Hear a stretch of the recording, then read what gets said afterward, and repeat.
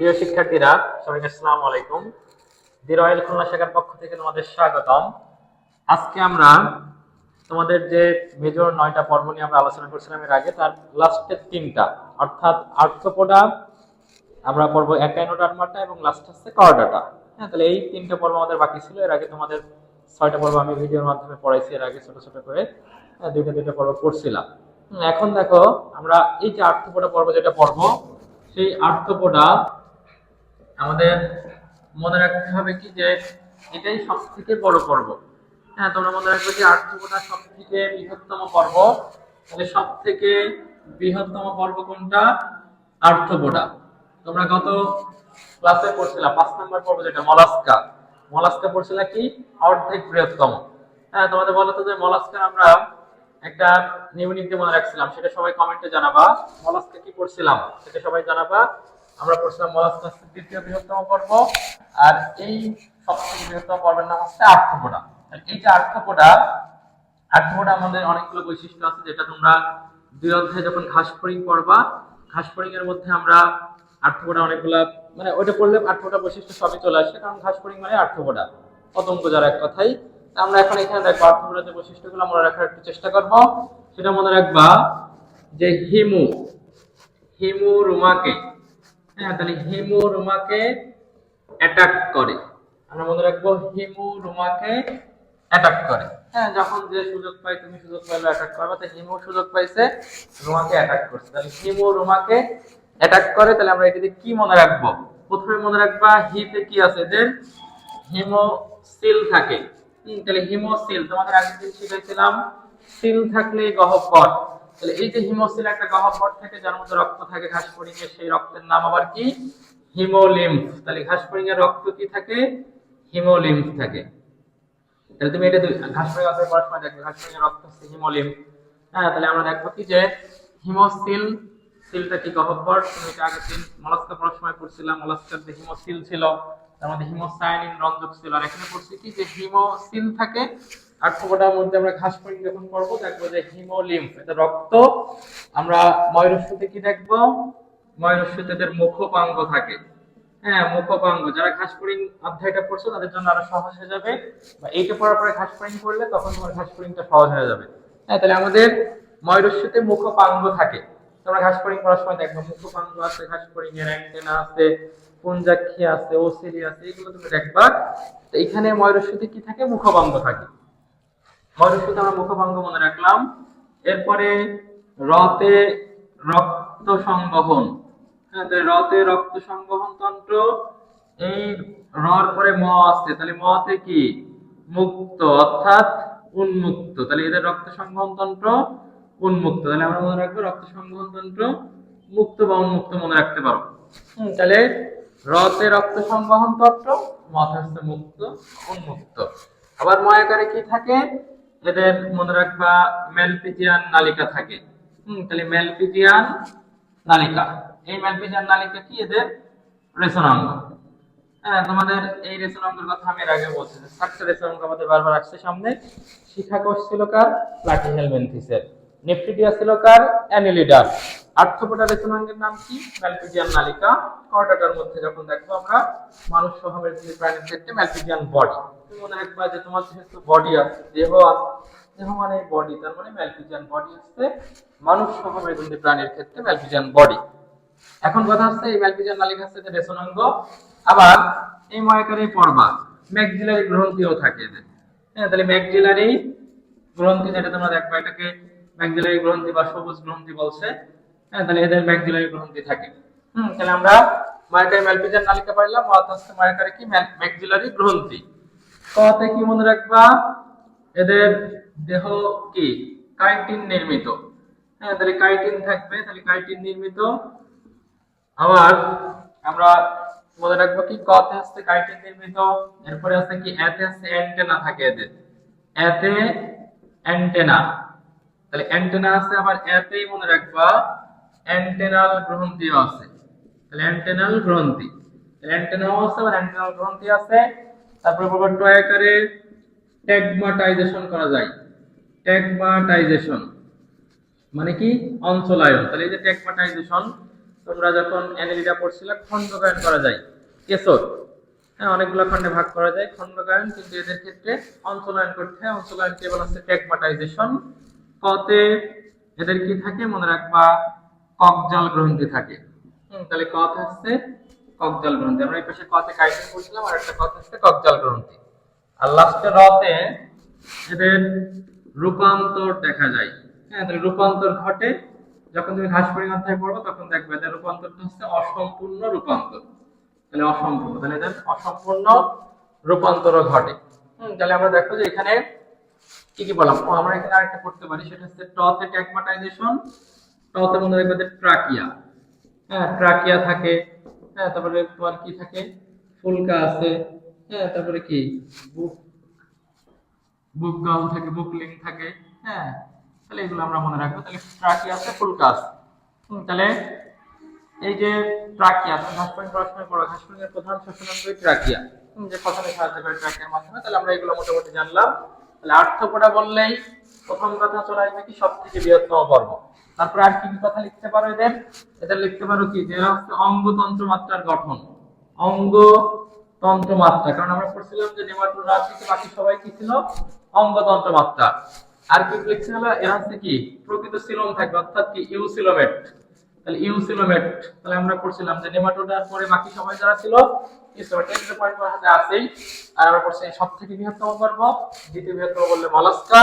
আমরা মনে রাখবো কি, হিমোরুমাকে অ্যাটাক করে, অর্থাৎ হিতে হিমোসিল থাকে, সিল মানে গহ্বর, তার মধ্যে রক্তটা আছে হিমোলিম, ময়ূরসাথে মুখপাঙ্গ থাকে এদের। রতে রক্ত সংবহন তন্ত্র, মতে মুক্ত। আর ময়াকারে কি থাকে, ম্যালপিজিয়ান নালিকাতে রেসোনাঙ্গ। আর ময়াকারে কি আছে, ম্যাক্সিলারি গ্রন্থি বা সবুজ গ্রন্থি যেটা। আবার পড়ছি কতে আছে কি কাইটিন, এতে আছে অ্যান্টেনা থাকে এদের, আর অ্যান্টেনাল গ্রন্থিও আছে। টতে আছে ট্যাগমাটাইজেশন, অর্থাৎ অঞ্চলায়ন করা যায়। আবার পড়ছি কি টতে আছে ট্রাকিয়া, হ্যাঁ, আবার ফুলকা বা বুকগিল, বুকলাং এগুলো থাকে, এরা শ্বসনের জন্য সাহায্য করে। আমরা 2 অধ্যায়ে ঘাসফড়িং পড়ার সময় দেখো ঘাসফড়িং এর প্রধান শ্বসনাঙ্গের নাম হচ্ছে ট্রাকিয়া।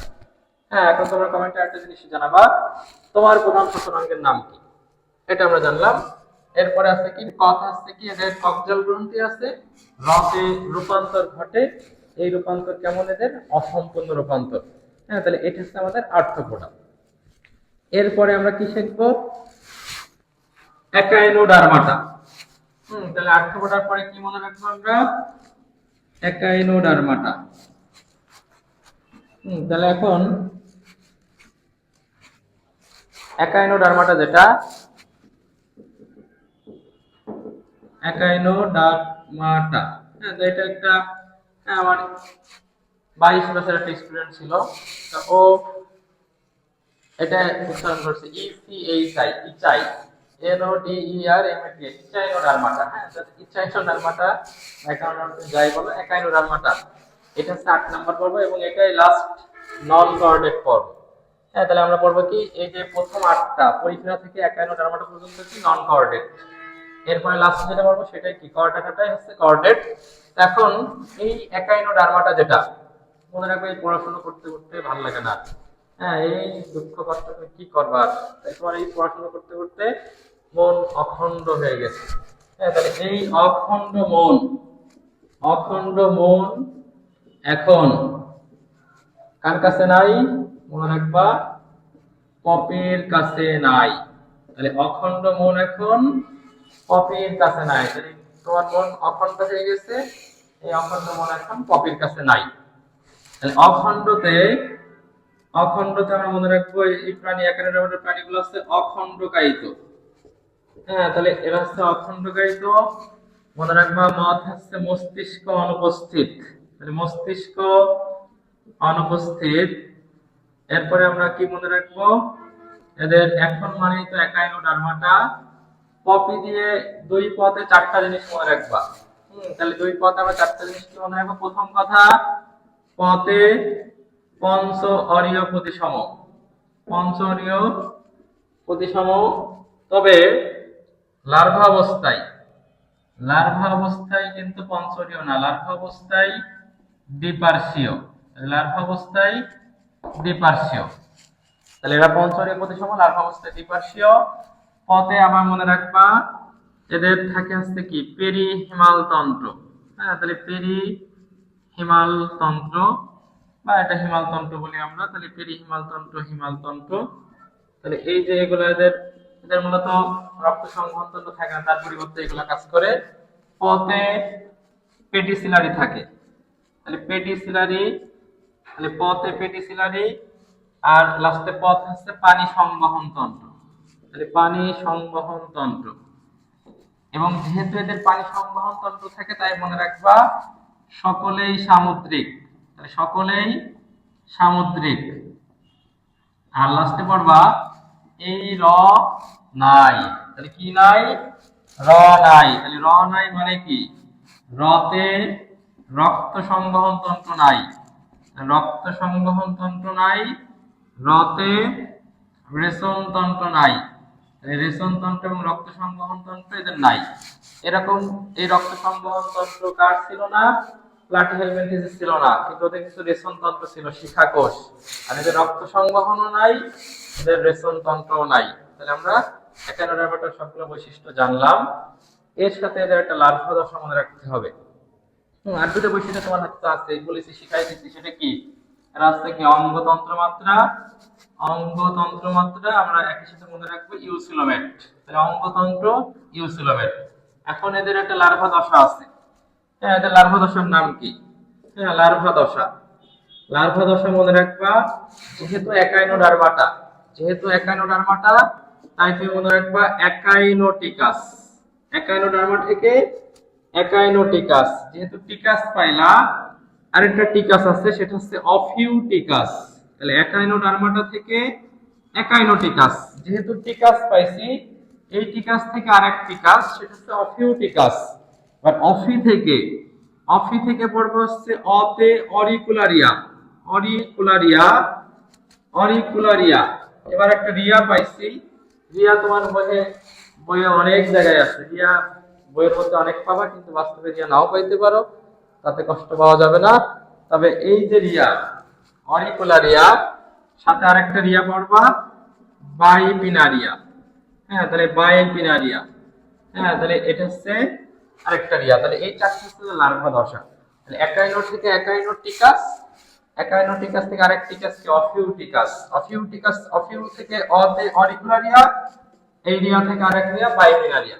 যে তোমাদের রিয়া সামনে আসছে, এখন তোমরা কমেন্টে জানাবা যে ফাইলেরিয়া কৃমি। এখানে যে রিয়া আছে, কি ফাইলেরিয়া, এর একটা বৈজ্ঞানিক নাম আছে, এটা তোমাদের জানাতে হবে। তাহলে এটা আমরা এই অধ্যায়ের মধ্যে তুমি পাবা, নেমাটোডা পড়ার সময় দেখবা, তাহলে ওখান থেকে দেখে কমেন্টে জানাবা। হ্যাঁ, তাহলে আমরা এটা জানলাম। তাহলে অখণ্ড বোধ দেখো কপির কাছে নাই। তাহলে অখণ্ডতে কি আছে? অখণ্ডকায়িত মস্তিষ্ক অনুপস্থিত। এখন থেকে কাদের? একাইনোডার্মাটার। পথে কি নাই? পথে আসছে কি? এদের পঞ্চরিবুদ্ধম, কিন্তু লার্ভা অবস্থায় দ্বিপার্শ্বীয়।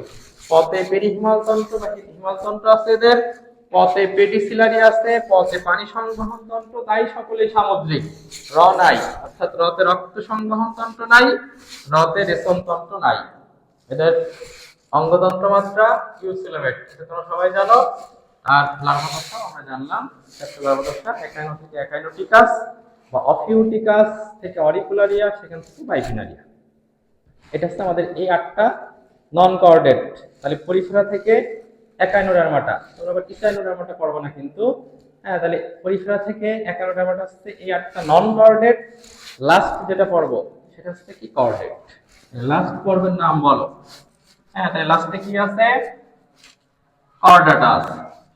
হ্যাঁ, তাহলে লাস্টে আমরা দেখবো কি? কোঅর্ডাটা পড়বো, যার মধ্যে তুমি আসো।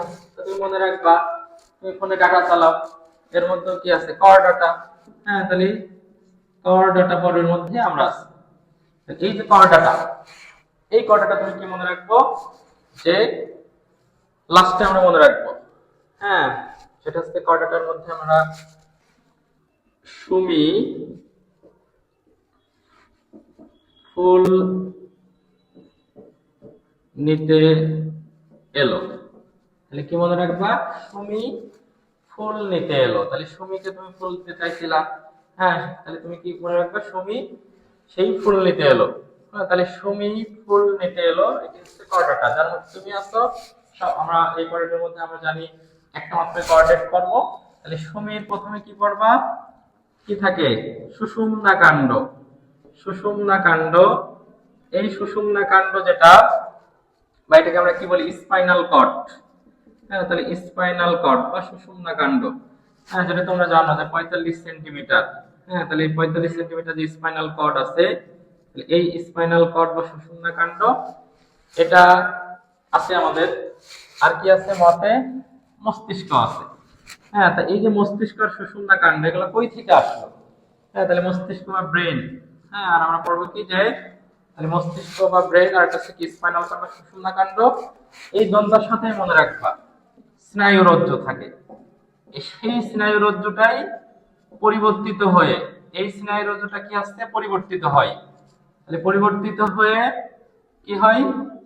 এই যে সুষুম্না কাণ্ড হয়, মস্তিষ্ক হয়। মানে সম্মুখ প্রান্তে হয় মস্তিষ্ক, আর পশ্চাৎ প্রান্তে হয় সুষুম্না কাণ্ড, স্পাইনাল কর্ড। মনে রাখবা তাহলে মস্তিষ্ক থেকেই কিন্তু সুষুম্না কাণ্ড, তাহলে দুইটা কিন্তু একই সাথে। তাহলে মস্তিষ্কের আবরণ সেজন্য আমরা জানি কি? মেনেনজিস। মতে মস্তিষ্ক, মতে কি? মেনেনজিস। তোমরা আবার জানো সুষুম্না কাণ্ডের আবরণ তাহলে কি? মেনেনজিস। তাহলে এই যে স্নায়ুরজ্জু থাকে, এই স্নায়ুরজ্জুটাই পরিবর্তিত হয়, হয়ে কি হয়? সম্মুখ প্রান্তে হয় মস্তিষ্ক, পশ্চাৎ প্রান্তে হবে কি? সুষুম্না কাণ্ড বা স্পাইনাল কর্ড। স্পাইনাল কর্ডের দৈর্ঘ্য খুবই গুরুত্বপূর্ণ, 45 সেন্টিমিটার। একই সাথে জানবে কি? এর আবরণ কি? যেহেতু মস্তিষ্ক থেকে আসছে, তাহলে মস্তিষ্কের আবরণও মেনেনজিস, এদের আবরণও মেনেনজিস। আর কি পড়বা? মতে তোমার কি আছে? মেরুদণ্ড। হ্যাঁ, তোমরা সবাই জানো শিক্ষায় জাতির মেরুদণ্ড, সেই মেরুদণ্ড তোমার আছে। হ্যাঁ, মেরুদণ্ডতে তোমার যদি সমস্যা হয় তাহলে কিন্তু সোজা হয়ে দাঁড়াতে পারবে না। হ্যাঁ, এই জন্য তোমার মেরুদণ্ডের হাড় কোষ্ঠী পড়বা 26টা অস্থি আছে। এটা অনিয়মিত অবস্থায় ছিল 33টা। সেই মেরুদণ্ড কি থেকে আসছে? মনে রাখবা এই যে দন্তান্নতে কি? নটোকট। তাহলে নটোকট থেকেই পরবর্তীতে কি হয়? মেরুদণ্ড হয়। তার মানে তোমার ভ্রূণ অবস্থায় নটোকট ছিল, তাই আমরা কি বলছি? কর্ডেট। আর কর্ডেট যারা, তাদের কি হয়? নটোকটটাই পরবর্তীতে কি হয়? মেরুদণ্ড হয়।